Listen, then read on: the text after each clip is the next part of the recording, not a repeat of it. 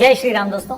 बस कुछ ही दिन में अयोध्या में प्रभु श्री राम के मंदिर की प्राण प्रतिष्ठा हो जाएगी। एक ऐसा दिन जिसका इंतजार 500 सालों से किया जा रहा था। एक ऐसा दिन जिसके इंतजार में न जाने कितनी पीढ़ियां खत्म हो गई। एक ऐसा दिन जिसकी लड़ाई में न जाने कितने लोगों ने अपनी जान गंवा दी। एक पल के लिए, बस एक पल के लिए जरा सोच कर देखिए, 16वीं शताब्दी में भी ऐसे लोग थे जिनका सपना था कि वो अयोध्या में राम मंदिर देखे। 18वीं शताब्दी में भी ऐसे लोग थे जो पहली बार राम मंदिर का हक पाने के लिए अदालत गए। आज से 150 साल पहले अयोध्या में लोगों ने राम मंदिर की लड़ाई में अपनी जान गंवाई। ऐसे भी लोग थे जिन्होंने अपनी लाइफ के 50 साल राम मंदिर के लिए कोर्ट की लड़ाई में बिता दिए। आज वो हमारे बीच नहीं है और वो ये दिन देख भी नहीं पाए। और एक आप और हम हैं जो अपने जीते जी इसी जीवन काल में अयोध्या में भगवान श्री राम का मंदिर देखने जा रहे हैं। उन प्रभु श्री राम का मंदिर जिसे आज से 492 साल पहले 1528 में वहशी बाबर ने गिरवा दिया। तो आज के इस प्रोग्राम में, आज के इस वीडियो में हम राम मंदिर के पूरे 500 साल के संघर्ष की कहानी आपको सुनाएंगे, ताकि आप ये जान सके कि ये लड़ाई कितनी पुरानी है, इस संघर्ष के क्या मायने, हम ये सब बताएंगे ताकि आप ये जान सके कि सच्चाई की लड़ाई कोई रातों रात नहीं जीती जाती। इसके संघर्ष 2-4 साल तक नहीं चलते, बल्कि इसके लिए आपको सैकड़ों साल भी लड़ना पड़ सकता है। तो मेरी आप सबसे यही रिक्वेस्ट है, विनती है कि इस वीडियो को पूरा देखिए और अपने सर्कल में हर जानने वाले इंसान से इस वीडियो को शेयर करिए, ताकि वो ये जान पाए कि अयोध्या में भगवान श्री राम का मंदिर बनने के मायने क्या है। शुरू करते हैं दोस्तों। जय श्री राम।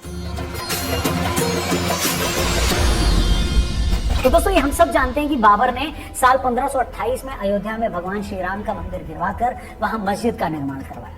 लेकिन इसके पहले की बात कम लोग करते हैं, और वो बात यह है कि भगवान श्री राम के पुत्र कुश ने अयोध्या में श्री राम जी का मंदिर बनवाया। अकेले अयोध्या में सीताराम के 3000 मंदिर थे। कहा जाता है कि 5वीं शताब्दी ईसा पूर्व इनमें से कई मंदिरों की हालत खराब होने लगी। उसी दौरान उज्जैन के राजा विक्रमादित्य अयोध्या आए और उन्होंने यहाँ के कई मंदिरों को फिर से ठीक करवाया। आने वाले कई सालों तक ये मंदिर यूं ही वहां बने रहे। फिर 21 अप्रैल 1526 को बाबर और इब्राहिम लोदी के बीच युद्ध होता है।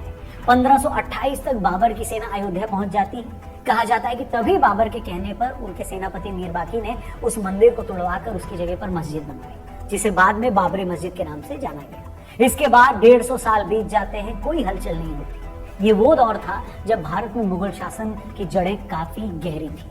फिर साल 1717 यानी बाबरी मस्जिद बनने के तकरीबन 190 सालों बाद जयपुर के राजा जयसिंह द्वितीय कोशिश करते हैं कि मस्जिद और उसके आसपास वाली जगह उनको मिल जाए। वो जानते थे कि हिंदुओं के लिए उस जगह के क्या मायने हैं, क्या आस्था है।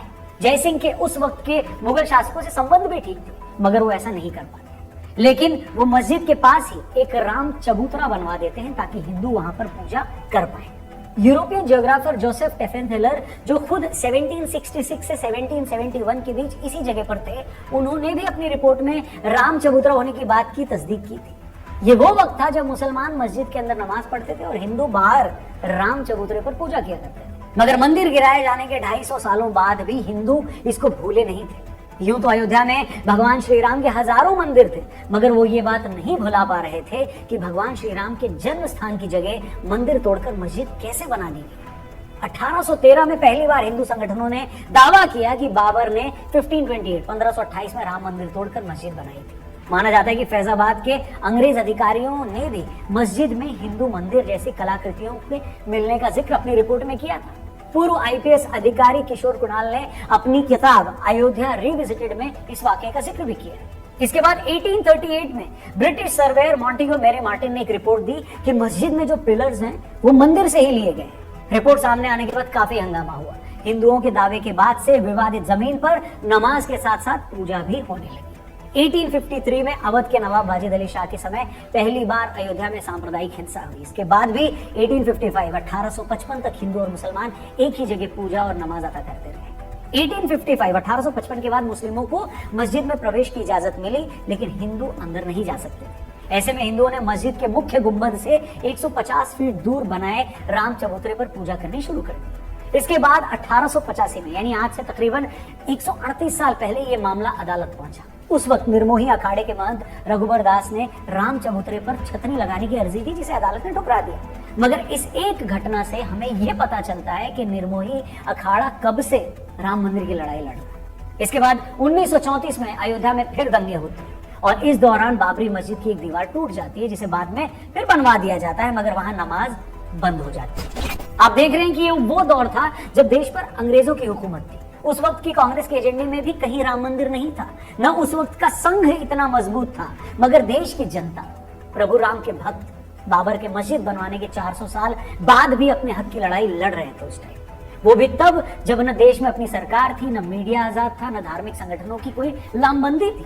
सिर्फ और सिर्फ आम राम भक्तों का वो जुनून था, वो भक्ति थी जो अपनी जान की बाजी लगाकर भी हर दिन श्री राम जी के मंदिर के लिए लड़ाई लड़ रहे थे। इस बीच आता है साल 1947, देश आजाद हो जाता है। उस वक्त तक मस्जिद सिर्फ शुक्रवार को ही खुलती थी और राम चबूतरे पर भगवान राम की मूर्ति थी जहां लोग पूजा करते थे। देश आजाद होते ही लोग ये मानने लगे थे कि हमें आजादी मिल गई है तो अब राम मंदिर बन ही जाएगा, मगर उस वक्त के किसी बड़े कांग्रेसी नेता की बातों से ऐसा नहीं लगता कि वो राम मंदिर बनाने या उसकी लड़ाई को लेकर गंभीर थे। उल्टे 1949 में कुछ ऐसा हुआ जिसने बहुत सारे लोगों को हैरान कर दिया। 30 दिसंबर 1949 की सुबह विवादित ढांचे के अंदर से घंटियों की आवाज आने लगती है। पता लगता है कि वहाँ श्री राम जी की पूजा हो रही है। हिंदू पक्ष दावा करता है कि बीते रात अचानक मंदिर में प्रभु राम की मूर्ति प्रकट हो गई। मुस्लिम पक्ष कहता है कि मूर्ति को रात के अंधेरे में जबरन रखा। घटना की जानकारी मिलने के बाद दोनों पक्ष के लोग भारी तादाद में वहां जुटने लगते हैं। मामला इतना बढ़ जाता है कि बात उस वक्त के प्रधानमंत्री जवाहरलाल नेहरू के पास चली जाती है। वो डिस्ट्रिक्ट मजिस्ट्रेट के नायर को आदेश देते हैं कि मूर्ति को वहां से हटाकर पहले जैसी स्थिति बहाल की जाए, जिस पर के नायर हाथ खड़े कर देते हैं। उनका कहना था कि यहाँ इतनी भीड़ है कि अगर मूर्ति हटाई गई तो स्थिति बेकाबू हो जाएगी। वैसे भी एक बार वहां मूर्ति रख दी गई है तो कोई पुजारी मूर्ति को हटाने के लिए तैयार नहीं होगा। कहते हैं उसके बाद 27 दिसंबर को के नायर के पास दूसरी चिट्ठी आती है और उनसे फिर से वैसा ही करने के लिए कहा जाता है, जिसके जवाब में के नायर इस्तीफा दे देते हैं। मगर अपने इस्तीफे के साथ ही वो सरकार को ये सलाह देते हैं कि मूर्ति को हटाने के बजाय वहां जालीनुमा गेट लगा दिया जाए। कहते हैं नेहरू जी को ये बात पसंद आती है और वो ऐसा करने के लिए उन लोगों से कहते हैं और के नायर का इस्तीफा मंजूर नहीं करते। इसके बाद 1950 में हिंदू महासभा के वकील गोपाल विशारद ने फैजाबाद जिला अदालत में अर्जी दाखिल कर रामलला की मूर्ति की पूजा का अधिकार देने की मांग की। इसके बाद अगले 35 सालों तक हिंदू पक्ष और सुन्नी वक्फ बोर्ड अपने अपने तरीके से उस जगह को अपने हवाले करने का दावा अदालत में करते हैं, मगर कुछ होता नहीं।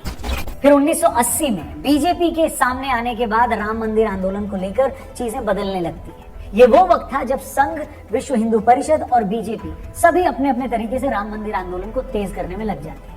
1984 में दिल्ली के विज्ञान भवन में एक कार्यक्रम करके ये लोग राम मंदिर के लिए सीतामढ़ी से अयोध्या तक रथ यात्रा निकालने का भी कार्यक्रम बनाते हैं, मगर 1984 में इंदिरा गांधी जी की हत्या के बाद ये कार्यक्रम टाल देते हैं। फिर आता है साल 1986। तब कुछ ऐसा होता है जिसके बाद राम मंदिर आंदोलन की पूरी दिशा ही बदल जाती है। आपको याद होगा शाबानो केस में जब सुप्रीम कोर्ट शाबानो के पति को उसे गुजारा भत्ता देने के लिए कहती है तो बहुत सारे मुस्लिम भड़क जाते हैं और उसे अपने मजहब के खिलाफ इस फैसले को मानते हैं। उस वक्त के प्रधानमंत्री राजीव गांधी मुसलमानों को खुश करने के लिए संसद में कानून लाकर सुप्रीम कोर्ट के उस फैसले को पलट देते हैं। राजीव गांधी जी के इस कदम से फिर हिंदू नाराज हो जाता है, वो इसे मुस्लिम तुष्टीकरण मानते हैं। इसके बाद राजीव गांधी जी हिंदुओं को खुश करने के लिए बाबरी मस्जिद का ताला खुलवाकर वहां पूजा अर्चना शुरू करवाते। अब राजीव सरकार के इस फैसले से मुस्लिम नाराज हो जाते हैं और 6 फरवरी 1986 को मुस्लिम लीडर्स मिलते हैं और बाबरी मस्जिद एक्शन कमेटी बना देते हैं। वेल, इसके बाद के सालों की डिटेल में मैं ज्यादा नहीं जाऊंगा, मगर जो दर्शक हमारे नहीं जानते उन्हें मैं बता दूं कि इसके बाद के सालों में लाल कृष्ण आडवाणी जी सोमनाथ से अयोध्या के लिए 10,000 किलोमीटर की रथ यात्रा निकालते। रथ यात्रा के दौरान बिहार के समस्तीपुर में आडवाणी जी को गिरफ्तार कर लिया जाता है। फिर जिस दिन अयोध्या में रथ यात्रा का समापन होना था उस दिन बहुत बड़ी संख्या में कार सेवक अयोध्या पहुंचकर विवादित ढांचे पर झंडा फहरा देते हैं। भीड़ को काबू करने की कोशिश में उस वक्त की मुलायम सरकार कार सेवकों पर गोलियां चलवा देती है, जिसमें कई कार सेवक शहीद हो जाते हैं। इसके बाद आता है वो दिन जिसे बहुत सारे लोग शौर्य दिवस और बहुत से लोग काला दिवस के तौर पर मनाते हैं। तारीख थी 6 दिसंबर 1992। 2 लाख कार सेवक अयोध्या पहुंच जाते हैं। उस वक्त कल्याण सिंह यूपी के मुख्यमंत्री थे और पीवी नरसिम्हा राव देश के प्रधानमंत्री। कहते हैं कार सेवकों के वहां पहुंचने से पहले कल्याण सिंह ने अदालत को यह भरोसा दिया था कि वो ढांचे को कोई नुकसान नहीं होने देंगे। साथ ही ये भी कहा जाता है कि कल्याण सिंह ने पुलिस को भी ये आदेश दिए थे कि वो भीड़ पर गोली न चलाए। लेकिन इतने सारे लोगों के वहां पहुंचने के बाद वही हुआ जो होना था। 6 दिसंबर 1992 को दोपहर 1:55 पर पहले एक गुंबद गिराया गया, फिर 1.5 घंटे बाद दोपहर 3:30 बजे के करीब दूसरा गुंबद गिराया गया और शाम 5 बजे तक तीनों गुंबद गिरा दिए गए। इस घटना के महज 1.5 घंटे बाद यूपी में राष्ट्रपति शासन लगा दिया। कल्याण सिंह ने अपने पद से इस्तीफा दे दिया। इसके बाद हुए दंगों में तकरीबन 1000 लोगों ने अपनी जानें गंवाई। मुंबई में हुए सांप्रदायिक दंगों में भी 900 लोगों ने अपनी जान गंवाई। इसके 7 साल बाद तक अदालत में इस मामले को लेकर शांति छाई रही, मगर 90 के दशक में बीजेपी के दोबारा केंद्र में आने के बाद तमाम हिंदू संगठन राम मंदिर आंदोलन को लेकर फिर से अति सक्रिय हो गए। पहले देश भर में चल रहे मामलों को एक जगह लाया गया। बाद के सालों में एएसआई को, आर्कियोलॉजिकल सर्वे ऑफ इंडिया को, इस मामले की जांच करने को कहा गया ताकि पता लगाया जा सके कि वहां पहले क्या था। एएसआई ने अपनी रिपोर्ट में ये साफ कह दिया कि जिस जगह विवादित ढांचा था उसके नीचे मिले अवशेषों से ये साबित होता है कि वहां पहले हिंदू मंदिर थे।